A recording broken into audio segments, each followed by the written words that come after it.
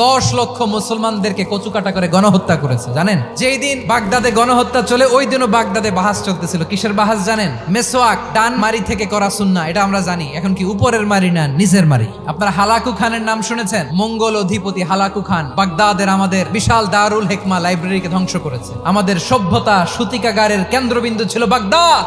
সে দারুল হেকমা library জ্বালিয়ে পুড়িয়ে এই সব দামি দামি বইগুলো, আমাদের দামি দামি ঐতিহাসিক তুরাসি ক্লাসিক বইগুলোকে দজলা নদীতে ফেলেছে। পুরা দজলা নদী কালো হয়ে গিয়েছে। 10 লক্ষ মুসলমানকে গণহত্যা চালিয়ে এই রক্তের বন্যা যখন দজলা নদীর পানিতে মিশে গিয়েছে, দজলা নদীর পানি লাল হয়ে গিয়েছে।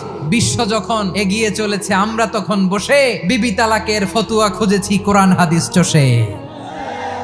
কিভাবে তালাক হবে না হবে আমাদের ফোকাহায়ে একরাম, আমাদের আকাবেররা সব বলে গিয়েছেন, সব জানা। আপনি হয় এটা মানবেন নয় ওইটা নিয়ে বাহাসের দরকার নাই, ওইটা নিয়ে মারামারির স্থান ইসলামে নাই। আওয়াজ করে বলেন ঠিক কিনা?